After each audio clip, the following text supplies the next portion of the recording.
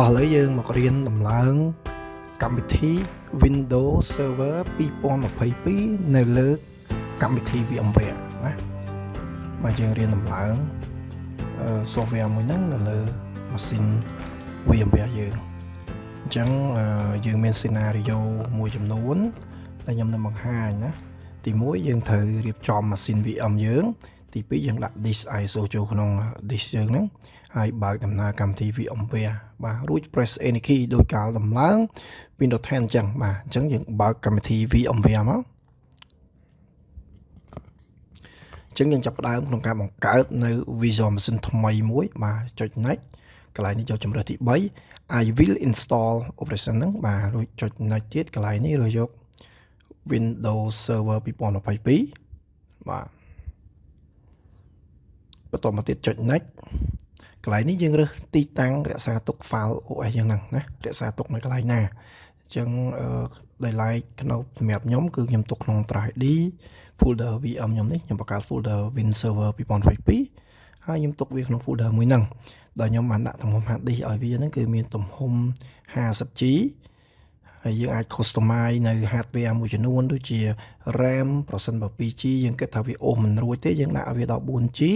ជាមួយនឹង CPU ខ្ញុំឲ្យវា core វា2ដែរបន្ទាប់មកទៀតយើងធ្វើការដាក់ disk image Windows Server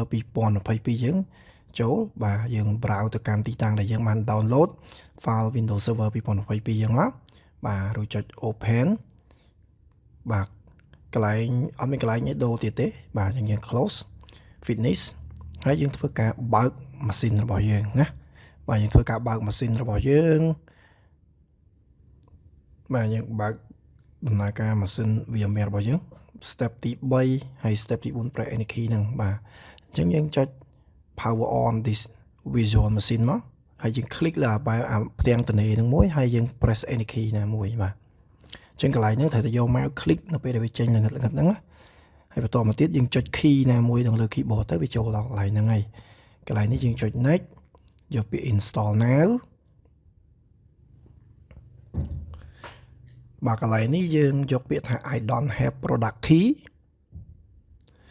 បាទនេះមាន4ជំរើសបាទយើងយកជំរើសចុងក្រោមគេ Windows Server 2022 Data Center Desktop Experience បាទចំណុចនេះយើងត្រូវយក Desktop Experience ដើម្បីឲ្យវាមាន GUI កន្លែងនេះយើងយក accept ហើយចុច next កន្លែងនេះយើងយកខាងក្រោមបាទ advanced install អញ្ចឹងខ្ញុំធ្វើការបែងចែក hard disk ជា2ចុច new នេះហើយយកកន្លែងនេះខ្ញុំកែពីលេខ5មកលេខ4វិញអញ្ចឹងខ្ញុំដាក់កន្លែងនេះឲ្យ drive C ដែលនឹងដំឡើង file system មានទំហំ 41G ហើយទំហំ hard disk ដែលនៅសល់ខ្ញុំនឹងធ្វើវាឲ្យទៅជា drive D ណាអញ្ចឹងចុចលើ 9G ហ្នឹងមកចុច new ហើយយើងធ្វើការ format វាមួយណា format វាមួយមករួចចុច OK អញ្ចឹងយើងត្រឡប់មកឈរលើ drive C វិញ 40G រួចចុច next ណាបាទចុច next វានឹងធ្វើការ copy និងដំឡើង file អញ្ចឹងចំណុចនេះយើងត្រូវធ្វើការរងចាំរហូតតតែវា copy និងដំឡើងគ្រប់ 100% វានឹងធ្វើការ restart ណាល្បឿនដំឡើងយឺតឬលឿនអាស្រ័យទៅលើ hardware របស់ម៉ាស៊ីនយើងបើសិនបើម៉ាស៊ីនយើងមាន hardware ធំល្បឿនលឿនការដំឡើងក៏លឿនទៅតាមនឹងដែរចឹងដល់កន្លែងនេះយើង restart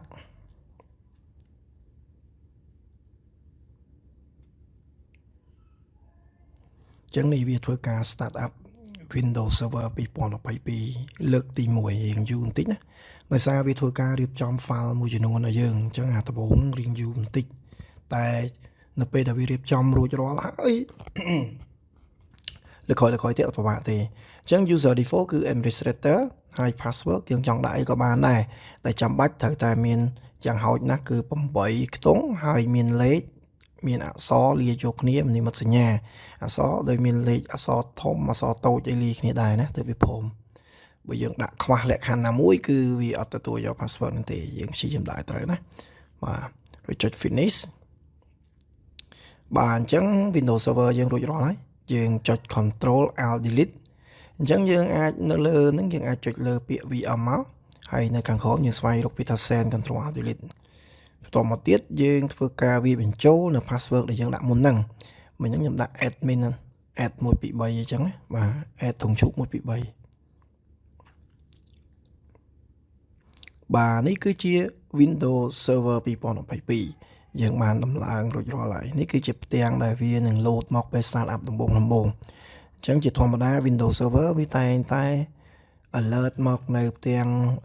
dashboard មួយហ្នឹងបាទ Server Manager dashboard ហ្នឹងគឺ load មករហូតហ្នឹងអញ្ចឹងយើងធ្វើការ install VMware tool ឲ្យវាដើម្បីឲ្យ driver ដូចជា driver រូបភាព driver network ឬក៏ driver អីផ្សេងៗទៀតហ្នឹងយើងអាចប្រើប្រាស់បានណាបាទអញ្ចឹងយើងដាក់ VMware tool ចូលហើយយើងចុចលើ device history ហ្នឹងមួយមកបាទ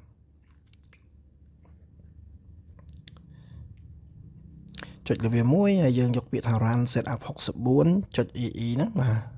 វានឹងធ្វើការ install នៅ driver ទាំង line ណាដែលវាខ្វះណាវានឹង install ឲ្យគ្រប់ឲ្យយើងកន្លែងនេះយកពាក្យ complete install ណាអត់យក typical ទេយក complete ហើយ click next install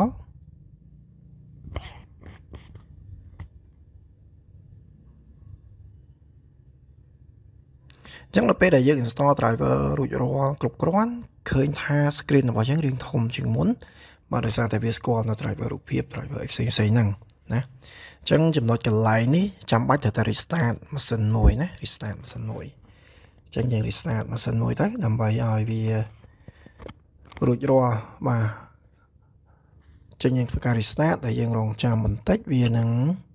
alert មក Windows Server 2022យើងជាថ្មីម្ដងទៀតណាបាទមកហើយអញ្ចឹងកន្លែង control alt delete យើងអាចនៅខាងលើមាន icon ទូចមួយលើហ្នឹងយើងអាចចុចអាហ្នឹងបានដូចគ្នាណាចុចលើវាមួយមកហើយយើងវាយ password យើងបញ្ចូលទៅយើងអាចប្រើប្រាស់ Windows Server 2022យើងបានហើយបាទអញ្ចឹងតកតងជាមួយនឹងការដំឡើង Windows Server 2022គឺមានប៉ុណ្ណឹងហើយនឹងការ add នៅ service ផ្សេងៗរបៀបនៃការប្រើប្រាស់ផ្សេងៗទៀតយើងនឹងជួបគ្នានៅវីដេអូបន្ទាប់